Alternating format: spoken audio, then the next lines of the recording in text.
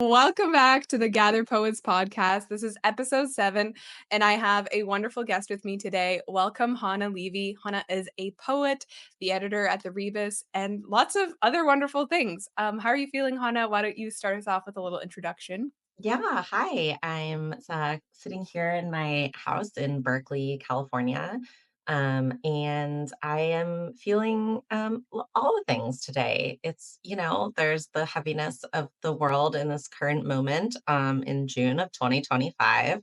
And there's so much beauty, and the Gather community has given me so much. So I am really thrilled to be here.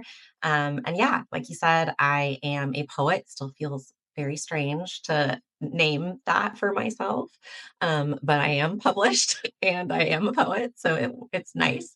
And I run a literary anthology called The Rebis, which is a print magazine. We publish once a year around different tarot archetypes, creative writing, and art.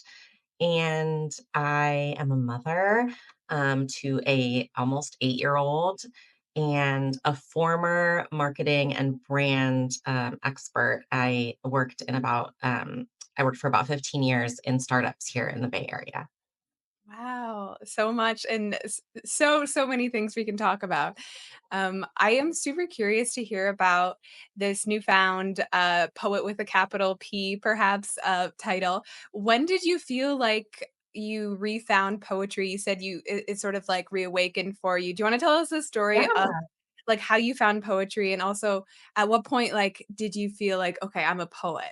Because I find that story is always interesting depending on Oh, like for different folks. it's a big one, right? So I mean, like so many of us, wrote poetry as a child and as a teenager. And then it kind of disappeared in my day-to-day life. I read poetry, but I didn't write it as I moved through college and pursued a career first in journalism and then in marketing, as I mentioned. And I feel like I was just not able to reach for it and incorporate it into my life. I spent a lot of time writing, but not anything poetic. And I got into tarot many years ago around like 2018. And I had a baby, and I was in a kind of that portal of parenting where you're just trying to figure out like who you are and meet yourself again. And a friend was like, "You you would really love tarot." So I started learning tarot, and one of the ways that I connected with it was to pull a card and like jot down some words that came to mind. And I realized after a while of journaling that what wanted to come through was poetry. Hmm. So I started pulling cards and writing a response poem to the tarot cards. And after doing that for a little bit, it kind of my personal poetry practice kind of blossomed. Um, I'd never taken a poetry class. I'd never done any sort of creative writing classes in college. I was in a pretty like limited like communications and journalism program. So I had no like technique or craft background. All I really had to go off of was like the poets that I loved to read and my own intuition for like how I wanted the words to sound on the page and the white space around it. Um, and I had a ton of imposter syndrome because of that, because I was like, well, I'm not a published poet. I can't call myself a poet. It was one of those things where I was like, oh, I like to write poetry for funsies. But I just felt the call to keep writing. And I did the thing where I like deleted my Instagram with all of my like previous life history and started posting my tarot poems on there. And people in my life that knew me were like, are you okay? Like, what's happening? Because outwardly, that wasn't my persona, right? I was like kind of a perfectionist, tech workaholic. I didn't really express my spirituality, my creativity, or my poetry in any sort of like outward way when you spent time with me. So I think there was this like cognitive dissonance for the people in my life. But sharing what was most private and what felt most secret to me publicly. And even though we all hate Instagram, just the act of like putting it out into the digital ether it's almost like it felt like a lighthouse where you're just like shining out a light and seeing like what might come in. And Mm. what has come in has been so amazing. And it's led me on this journey of like founding the Rebis and being here in Gather and making tons of friends who are poets. And then eventually summoning the courage to submit my work and finally get it published. And that's kind of the moment when I was like, okay, I can put poet in my bio. But I would just say for anyone listening, even if you have never gotten your work published by another publication, I urge you to reclaim that word for yourself or claim it for the first time. Because if you are writing poetry, you are a poet. I think poet is an identity, it is not a career. So that's just something I had to learn for myself. But I wish I had claimed it sooner, but that was my own journey. Yeah, oh my goodness, absolutely, I totally agree. I think, like, and beyond even an identity, it's just like a way of being. The same way one is, an old soul, one is a poet, and I remember many years ago, one of my ex-boyfriends said something to me, and he ended up not being super lovely, but what he said was really lovely. He said this was long before I'd ever had a published poem. I think I was just starting to share on my Instagram. I did the same thing you did, by the way, so I was chuckling a little bit.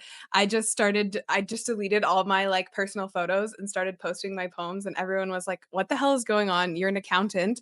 Why are you all of a sudden poetic?" So the cognitive dissonance I really get. But back to the story of this, my ex-boyfriend, he said that you are poetic. You are a poet because of the way that you are as a Yeah. person. And I think that's a beautiful way to embody the persona of a poet. And I remember thinking too, like, I can't really claim this until I have a published poem. But I think I did actually. I think I before I had a published poem, my first publication ever many years ago was in an anthology at with Sunday Mornings at the River, and they do beautiful anthologies, gorgeous collections. I remember having the poem in print for the first time, and I just wept. I wept at the thought that there was me amongst other poets in a publication, but I did not feel like I was drastically changed. So I think that speaks a lot to the fact that I was this a poet before I was even published. It's a beautiful confirmation and a beautiful validation from the outside world, and I really do think that there's a lot of value in finding publication. I think it's finding homes for your work, but it doesn't really I don't think it, like, dramatically changes a poet in their sense of, like, self, but yeah, those early times, those early moments of connection that you were talking about of just, like, using prompts using your tarot as basically, like, writing prompts, like, unearthing and undigging. I feel like that's such a beautiful, like, honeymoon phase of being a writer. Did you also feel like at that point in time there was no sort of, like, sense of wanting to use craft to guide your decisions, but rather just, like, it was a very free flowing and you were just kind of discovering on the page? It Was that was what it felt like for you? Yeah, it wasn't like an intentional decision to reject craft. I just didn't feel like it was available to me. Like I was busy and like just did I was the idea of taking a poetry class like wasn't even on my radar Mhm. so I just felt like it kind of felt um again, like, I still had that imposter syndrome of like, well, like, I'm not a real like, I'm writing poetry, but like, I don't know, it didn't feel super real to me at the time. And I decided to sign up for my first poetry class in 2022. Um, so I took an online poetry class that focused on craft and I learned words for things that I had just been doing like Mhm. naturally. And I was like, oh, and I think one of the things that you mentioned about just you're a poet if you see the world poetically and if you have this call to write and if you want to play with language and white space on a page. I think that is so true and is has been really true for me because there's so many times that I cannot describe why I'm making a craft decision, why I am breaking a line in a certain way, or why I want to put space between these words, or even word selection. But it is just this innate, like almost like being able to sound out a tune on a piano without knowing what the names of all the keys are, just because you can hear it and you can feel it in an embodied way and it feels right. And so Mhm. I think that's kind of how poetry feels for me. I still don't know how to write a sonnet. I still don't know how to write, like, if you throw technical poetry terms at me, I'm probably gonna be really overwhelmed and not be able to like follow along. And in fact, that's kind of a personal goal for me, is to overcome that sense of like overwhelm and to be able to like learn more craft and think about how to pair that intuition with more of the precision. But I still feel like I'm in the journey, and I'm still also working on finding my voice, right? Like what is um, the texture and the tone that makes like my poetry mine. So yeah, it's just a continual unfolding. I still feel like I'm digging, and unearthing. Mhm. Yeah, for sure, and that journey is, I think, one of the most beautiful and longest journeys of a writer's life. Um, I think I mentioned this in the last podcast, but, someone on Substack was sharing about how the life cycle or the lifespan of a creative person or an artist is forever, right? Athletes retire at 35 or whenever their body breaks down from their sport, but our sport, the sport of writing and the act of being poetic and the act of seeing the world is a lifetime of journey. So I think we might go through ebbs and flows of like where we're creating more from like a free flowing perspective where it's organic and where it's less craft focused, and then maybe we go through a season of time where we're diving heavily into craft and finding more theoretical names for the things that we're doing naturally and organically. And I think it's kind of like maybe, I mean, I'm not married yet, but I wonder if it's maybe like a good marriage. Like you have, like I said, the honeymoon phase where everything is just natural. Like you don't have to try. You don't have to um you're just doing what feels instinctually good to you. You're having a lot of sex, you're kissing a lot, And it's just like organic. And then maybe that fades a little bit as you are married for 10 years or so, and then you find other ways to deepen your love that might be through like learning how to do some different types of craft forms and techniques and that sort of thing, and then maybe you have like a second little honeymoon after the kids are out of the house, and Yeah. um, I don't know, again, I'm talking about marriage like it's this blissfully beautiful thing, and it doesn't end all the time. No, I have lots to I say don't about want marriage. we're not accounting for divorce here in this conversation. I Uh, mean, even a divorce, even like a break in creativity, even in a break in the way that you create or what you're creating or your voice, and experimenting with something new and trying on new things is a beautiful thing. But yeah, and I do think I will say what has changed my writing the most, or at least pushed me and like helped me grow into my writing the most, I think beyond classes, has been community. Like mhm, that's just what it's been, reading and being exposed to first drafts of other writers. It's like being getting feedback on workshop in my of from other writers. It's the conversations that are happening around other poems and poetry and the writing life in general, and seeing different prompts shared. And I just think that the relationships, I know that there's kind of this like maybe an ideal of like the artist that like goes out into the woods and like makes their work on their own, and poetry is such a solo endeavor in so many ways, and I do feel sometimes the most inspired or the most erotic and embodied when I am alone writing. But that solo journey, that like aloneness, is only made possible because there are all these tethers to the poetry community now that I'm part of. And so just have to give a shout out to like Gather, and some of the other writing communities that I've been part of, Sustenance, which is Joy Sullivan's community as well, for introducing me to so many incredible people and making me feel like I'm not on this journey alone. Um, mhm. so maybe it is like marriage in that way Yeah, too, in for that sure. you have partnership. For absolutely, yeah. I think it's like we go into the woods to do our alone thing, but we always know that there are people in our home base rooting for us. And when we return from our endeavor, we're greeted with open arms, right? Like no one wants to return from a trip if there's no one waiting for you back home. And Yes. perhaps, I don't know, maybe I'm speaking for everyone here, but it's like the idea of I think like going when you're exploring in poetry, you're going off into the water, into the depth, into the abyss. And I think it's a lot easier to go out into the depth, into the abyss, to explore with kind of like scary things in poetry when we can come back and we know that there's like an island and we're not so far lost that we'll not find our way back, I think. And we need, like, I think psychologically and physically, we need safety to write well. Like our nervous systems need to be regulated to produce poetry, to tap down into our parasympathetic nervous system. I'm learning a lot about that right now because as someone who facilitates a writing table, it's really important to me that I stay in the parasympathetic of my nervous system to make sure that I'm able to hold creative energy, because creative energy in a writing group is crucial. Like, we need to be in our creative energy, and sometimes I find myself, if I don't take the time for myself and the break that I need to recharge with my own writing, then sometimes I find myself feeling like out of tune with that rest and digest energy. And so I'm actually really looking forward to this summer. For those of you who are listening who need a little context, Gather takes a pause every summer, and this summer I'm really excited to just like dig deep into the things that give me like pleasure and joy, because I think that fosters that rest and digest and that like attuned nervous system.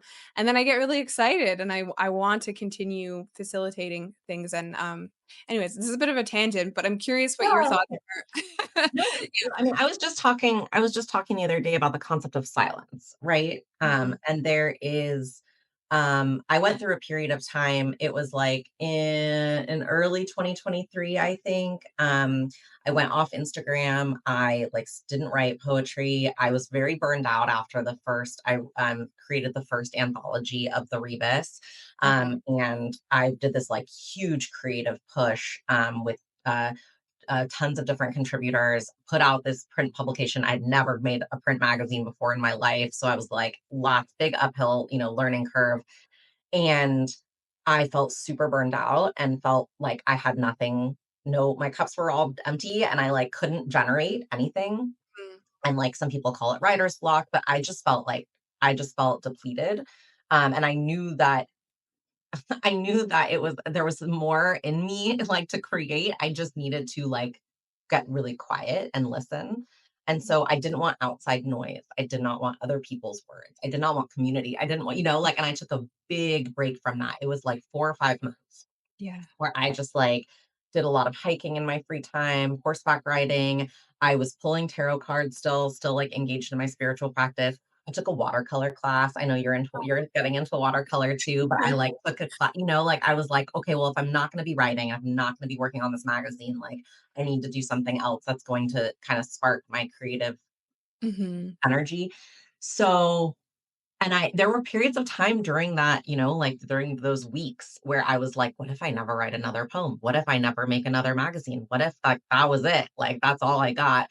And I had to learn how to listen to what my body wanted and needed. mm, And now when I start feeling that way inside of me, because it often comes up because it's cyclical, right? Like the creative yeah, process is cyclical.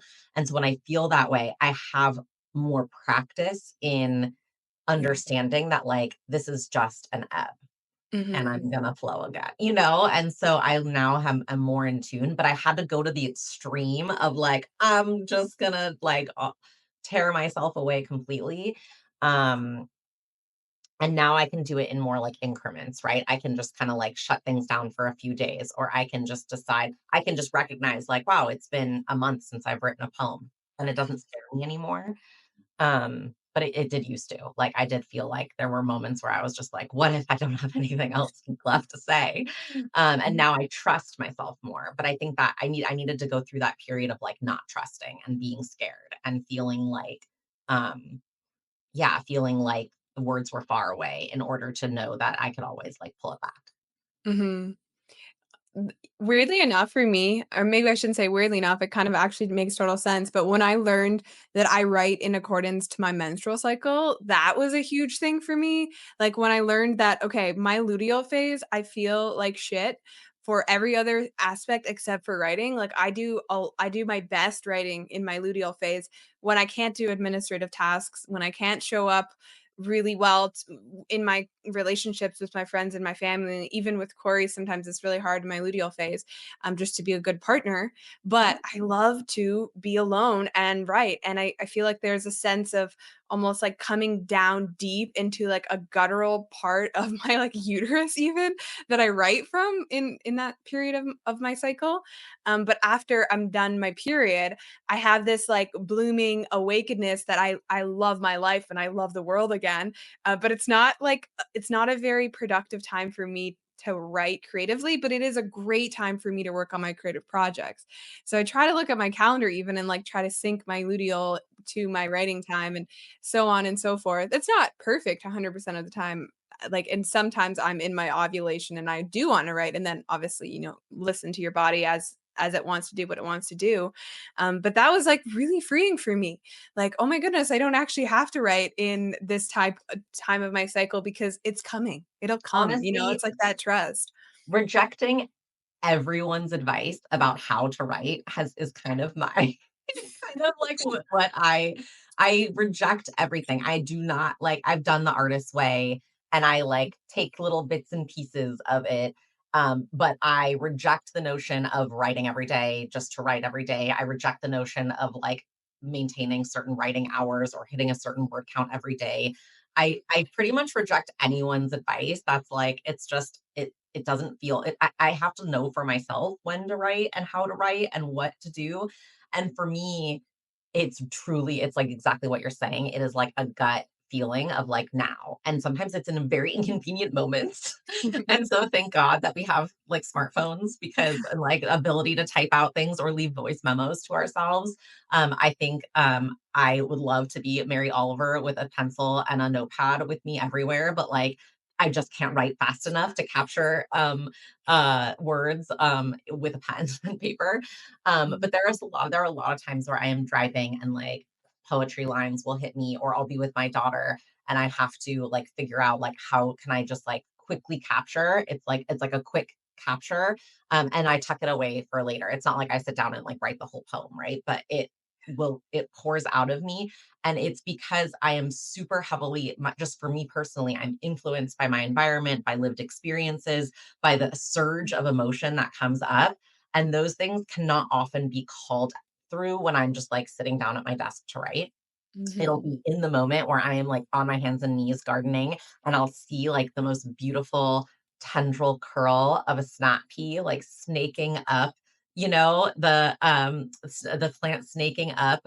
And I'll feel a sense of like, I need to write about this. And and so I think everyone is different. If routines work for you, then great. But like I would say if you're listening to this and you're trying to figure out like what is my writing pattern or like how do I do this more often and you're getting all this advice, like I just invite you to reject anything that doesn't work for you and to not feel like you're doing it wrong because there's really no right way, I think. Yeah, for sure. One of my favorite quotes is, "Life is a buffet. The point is just to try as much as you can." And it's I think the same for a writing lifestyle or a writing routine. Like, try all the things, try them, see if they work. If they don't, like, move on to the next. If you don't like the sweet and sour meatballs, try the next thing or whatever. And you have the rest of your life. So the buffet is endless. The buffet is never ending. And over time, I think you'll start to develop your taste and taste, I think, comes before style. So once you Mm, develop your taste in poetry, then you can start developing your own style, and then I think voice comes after that. Well, it's all connected, obviously, but there's no rush and no urgency for any of that, which is very, very reduces the pressure. When I used to work at a corporate job, I would like I felt like there was this immense pressure on me all the time. And really when I look back, I'm like, for what? Like for some made up numbers on a screen. Anyways, we can talk about that another time. relatable content. Yeah. There was just always like this fake urgency in the office that I worked at. Um, and I think writing often doesn't like urgency or poems don't respond well to urgency, especially when it's like long-term urgency, and what I mean by that is like I need to have published this poem by the time I'm this age so that I can call myself a published poet at this time.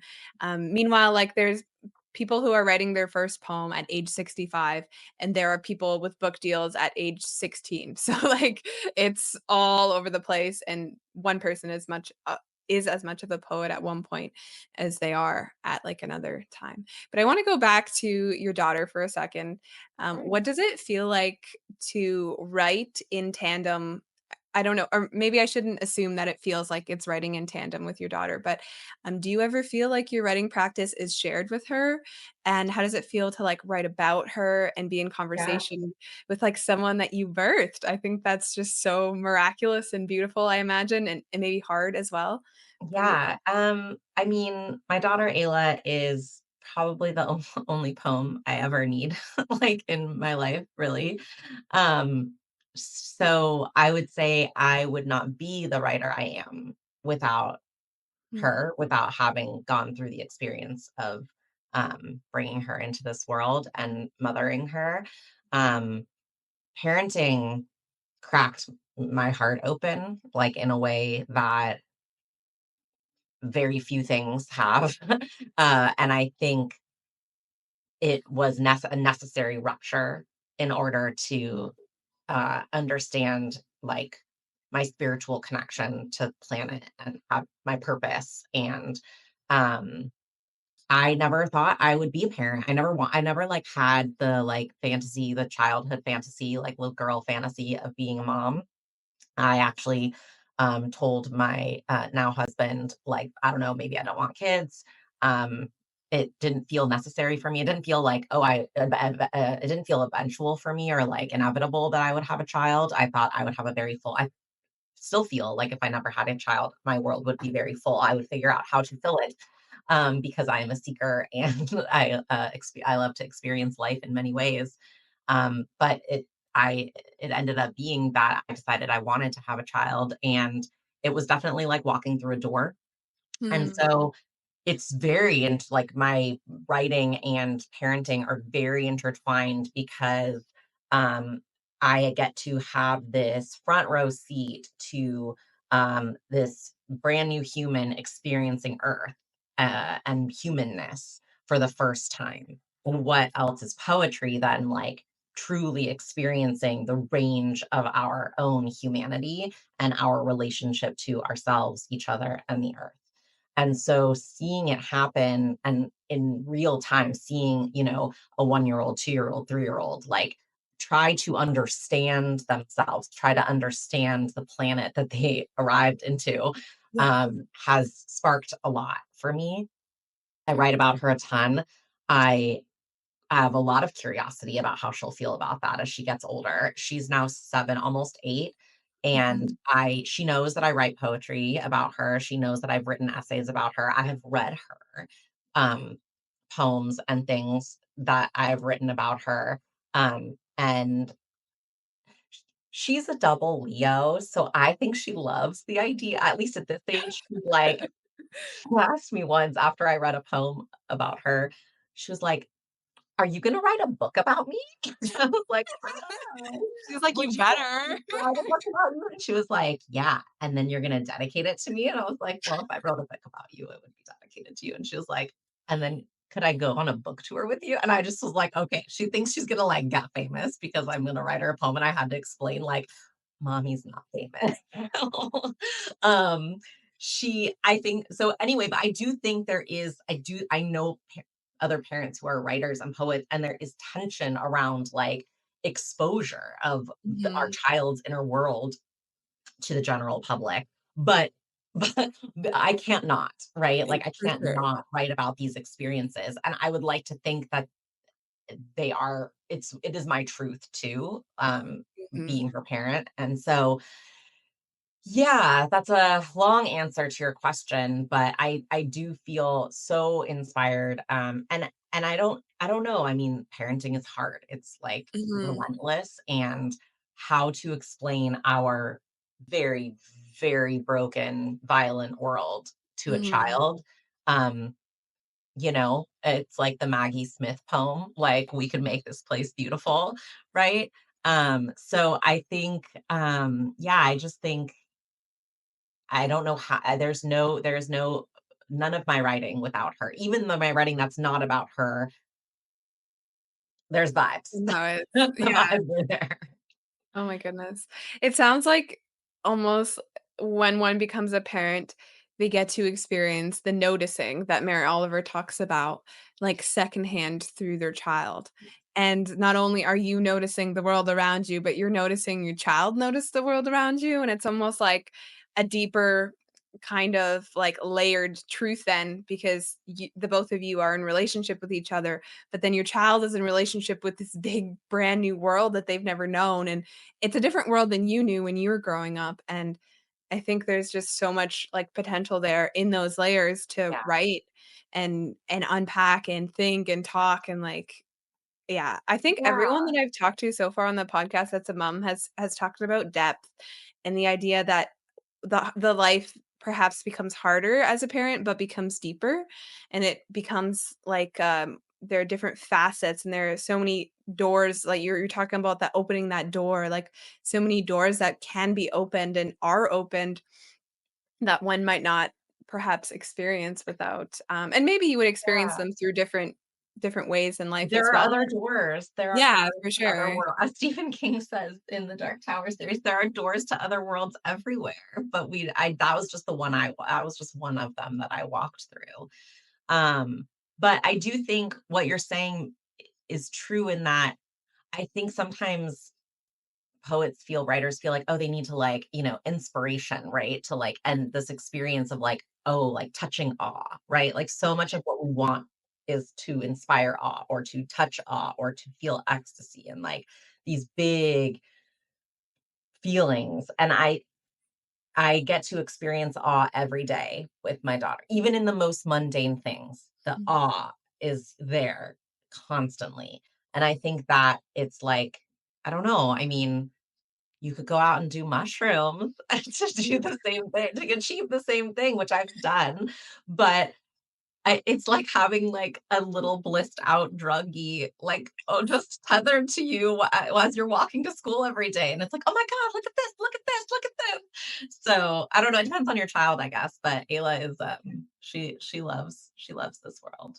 Hmm. I think that, like, childlike bliss and the childlike curiosity is, um, I think part of what we access when we become poets, like, we rediscover that part of our inner child that did walk around noticing the world with just these big, wide eyes, and everything kinda becomes play. A few gathers ago, we were talking about play, and you were chatting, and I was like, "Oh my god, I just need to record this as a podcast right now." Yeah, we were talking about I remember we were talking about, like, make like, imaginary play. Mhm, yeah. Do you wanna kinda touch on your thoughts on that and kind of how it relates to poetry maybe and your Yeah, journey? I mean, something that I 'cause yeah, something that I got very far away from in my adulthood, in my very serious corporate adulthood, was the concept of imaginary play, right? Like, I do think that there's a lot of grown-ups who are great at play. It comes naturally to them. They like to do dress up and go to events or, like Renaissance Fair is like a great example of like imaginary play. But that was not me. I was not in that Not world. me either. That was not me, and my daughter is even now, almost 8, like, loves imaginary play, and she does Mm, not need much. She just doesn't even need, like, costumes or puppets or anything. She can just visualize in her brain, and she wants to role play, and she wants to act things out. And it is how she accesses emotion and processes the world as well, because sometimes what she's acting out are feelings of rejection or embarrassment or really complicated feelings that are difficult for her to name, but are really easy to like showcase in a play or in a performance or in like kind of in hyperbole, mm, right? Sometimes I think the things that she gravitates towards the most are the things that she fears the most. So things like being abandoned. That is like her number one go to imaginary true. play is that she is an abandoned kitten, snow leopard. Mm. other big cat. Usually it's a cat. And then she wants to be found. And that is like our game, is that she is abandoned and she is like hurt, and her parents have been hunted or killed by a coyote, or she's lost, or she's escaped the zoo and she left her parents behind. And then she wants to be found and like held and like taken home. And that's kind of like the structure of the game. So I think how it relates to poetry, I mean, I think that this concept of role play and this concept of being able to stretch true experiences and inhabit other worlds, and draw from those things is all there. And I will say imaginary play is hard for me with Ayla. Like it does not come naturally. And my Yeah. brain has trouble sometimes in that space. But the more I can drop into it and make it like and access like what is real to me, I think the smoother the play process is. And I think that's so true of poetry too. And I think I forget what exactly we were talking about, but we were also talking about like truth in poetry and like writing about, like, is this true or is this not true? And like are we liars, or is, and I think I like to think about imaginary play in that way as well, where it's just like we're weaving together emotions and experiences and observations and things we've heard and things we've read into something that might feel true, even if it didn't actually happen. And I think that is like a big part of my poetry. Yeah, it's sometimes, like, I think in some way it can actually be truer than what is potentially to the facts true, right? Like, Mhm. maybe, the idea of playing out the story of the snow leopard being abandoned is truer to your daughter than the fact that it didn't happen in real life, right? And Yeah. at that point in time, we can talk about, like, what that serves for a purpose, and maybe if it serves the purpose of being able to play out the fears in a controlled way, then that's very helpful. And what's more true than that in my opinion? I think we were kind of also talking about persona poetry as play, and persona poetry as a way to kind of write about things that we can imagine instead of have actually lived, like even a way to create empathy, like to write from the perspective of like a grasshopper, right? I think takes a certain amount of empathy to put oneself in the shoes of a grasshopper, or in the feet of a grasshopper. I don't know what they have. Little hind legs, cutie little hind legs. Um, I've recently heard of this new phenomenon that I haven't tried, but I've been very curious about, and it's the idea of writing poetry as manifestation. And what Mm, people do is they write persona poems from who they are 10 years from now. So maybe like they want to become whoever they want to become in 10 years from now. They write poetry from that perspective, from that persona, perhaps is the right way to say it, as a way to manifest. And I've written manifestation poems in the past where I'm like manifesting the things that I want in my life and the experiences I want to have.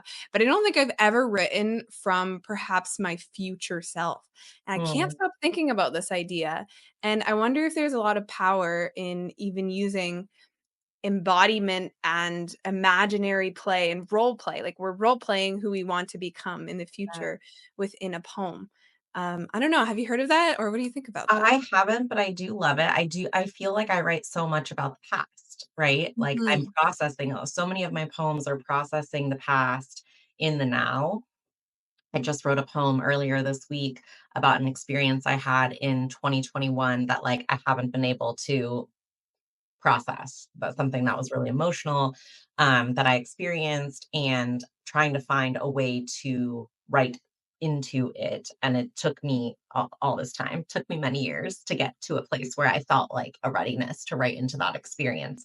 And that's really common for me. So the idea of writing from the future is such an interesting like turn. Mhm. And I'm immediately intrigued. Anything that feels uncomfortable, I'm interested in. I don't know. I guess that's what makes us poets, right? Yeah, Um, for sure. and so I feel, yeah, I love that idea. And what you're talking about is essentially the type of magic that I believe in, which is that words are spells, right? Like, Mhm. I mean, spells are just words that are picked with intention and Mhm. that are meant to make us feel a certain way. And I can't imagine anything more powerful Mhm. than that. Mhm. Um, and so I now, yeah, I'm intrigued. I'm very interested in this. Me too. Next gather Yeah. prompt, fall gather No, prompt. seriously, yeah, I think it would make a phenomenal writing prompt. I think even just in general, like, imagine if you spent a year of your life writing manifestation poems for your future self, or, like, from the point of view of your future self, and you wrote an entire book. Like, think about all of the attention and the care that you've given it. Because I think really what makes our lives is where we direct our attention and our Sure. care. And so if we direct our attention and our care for like a year or two to a book of manifestation poems for our future self, like I just really think that would be life changing. And I want someone to do it. Yeah. Maybe it's a call for me to do it. But someone out there needs to do it. Whoever you're listening. Well, I mean, this is also relevant because we are in a current global earth-wide crisis with a Mhm. lot of lack of imagination, right? Mm, And I think there are so many people feeling really helpless about this current moment and not feeling inspired and feeling like there's not much we can do to change like America's turn into fascism or um, all the violence that's happening, all the instability, all the uncertainty, um, genocides, like all just everything that is we are mhm, exposed to.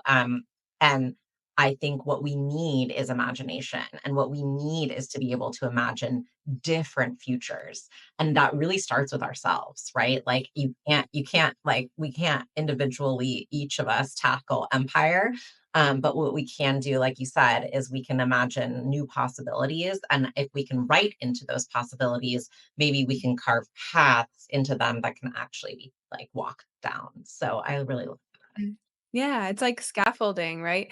Maybe the poem isn't even the end product. Maybe the end product is the change in our hearts and the hearts of our communities, and then the hearts of our cities, and then the hearts of our countries, and then the hearts of like the world. Not to get a little cliched, but maybe that poetry book that one wrote, someone does it with a poem, someone does it with a flower, someone does it with a painting. We all have different ways of imagining ourselves in the possibilities of a better and a more sustainable future.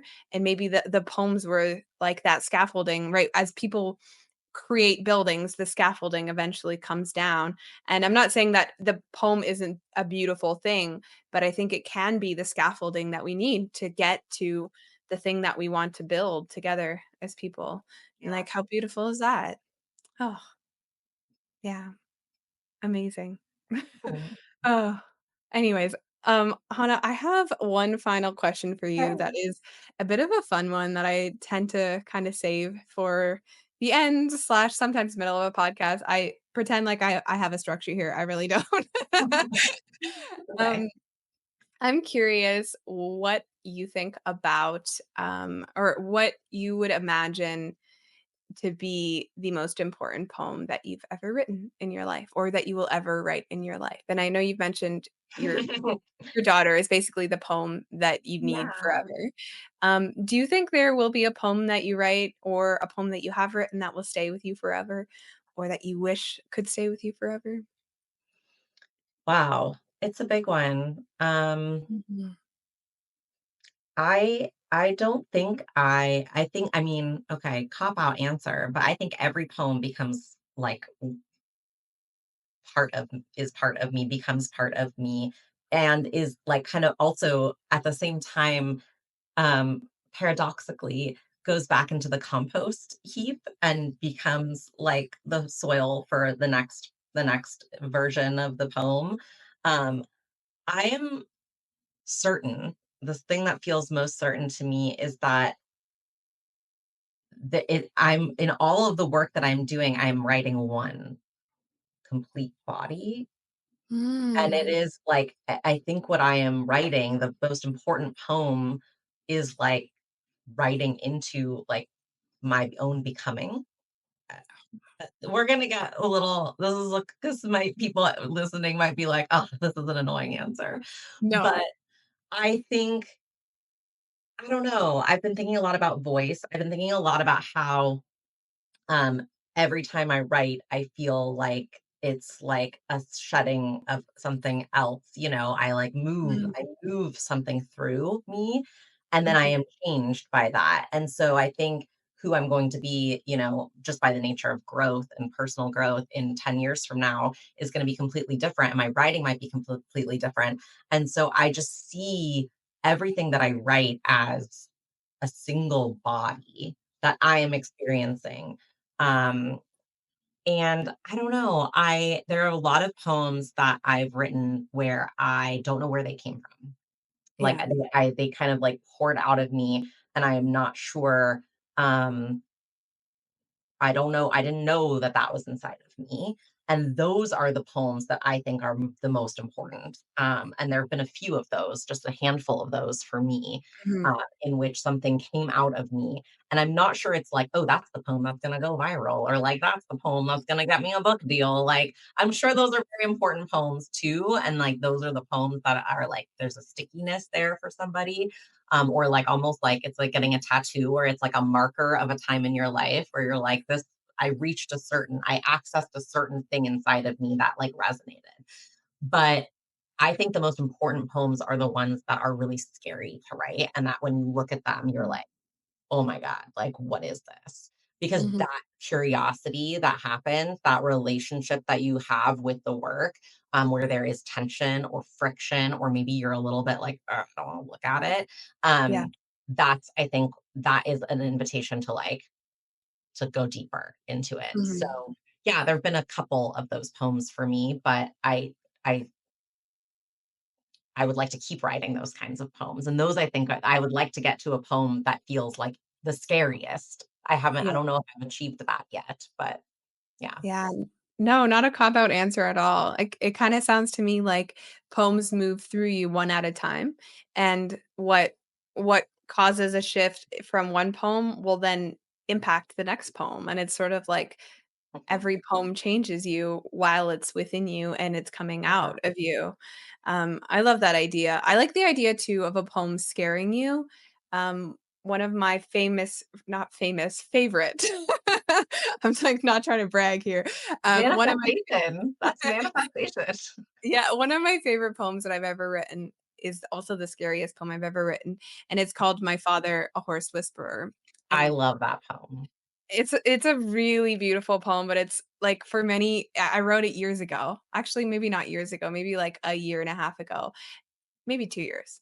I don't know, I'd have to go check the receipts, but anyways, I submitted it to a lit mag because I was way too scared to post it on Instagram, and then I got it published in the lit mag, and I never showed anyone, not even Corey, and then when it finally came as a contributor copy in the mail, I, like, didn't open it for weeks because I was too scared, and then I finally opened it, and then I finally showed Corey, and then months later, I posted it on Instagram, just, like, a picture of it, and then I took it down, like, a day later because it was so scary, and then probably a year later, I finally, like, unarchived the post, so now it's living its free life, but it's That's so it, hard. I right? think if it doesn't scare you, perhaps it hasn't touched at something as true and honest Yeah. as it I mean, the can. poem that I wrote that you guys published together, I asked you to slap my face in bed. I was terrified to post that Mm, poem. I did the same thing in which I was like, "I'm not posting this myself. Someone yeah. else has to post this in order for me to do it." And then I did the thing where I was like, "Well, if I'm getting this published, I might as well go all in and just, like, record myself speaking it out loud," which is even scarier to do. I would not like, I think that is the most important poem I've ever written? Like, I don't I would that's a hard thing to say, but it is important in that it scared me, in that um it felt like sharing something so vulnerable Mhm, with strangers, and it felt like kind of showing them the inside of me. in a way that felt really intense. And so I think that is it. That's the good stuff, right?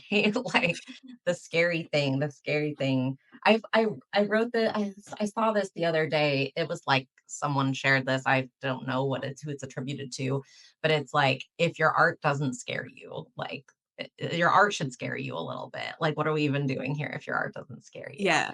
And so I think that's uh, I don't know. Sometimes I write a poem and it's like a comfort poem, like it doesn't scare me at Sure. all. And it Yeah. doesn't mean it's not a good poem objectively, and like people might like it, but I don't feel like it is that throbbing truth, you know? Yeah. I So, think there has to be an element of risk, an element of risking something in a poem. You have to risk maybe the purity of your heart. I love when poets write poems about themselves, or maybe I'm assuming it's about themselves, but when the speaker of the poem is not a good person, I love that. I think that's so bold and courageous to not make yourself the protagonist of your poem. And we kind of yeah. talked about that in Gather a few weeks ago. Mm, But the courage to openly show a flaw in who you are as a person via a poem is something that I'm not sure I have mastered yet, or maybe have had the courage to go deeper and do that with. I think the opposite is true too. We need to brag about ourselves in our poem, like yesterday's gather. But yeah, there's like moments for poems. I think some poems are yeah. meant to be comfort poems, but then other poems are they risk something and they scare us, and that's equally as important as well.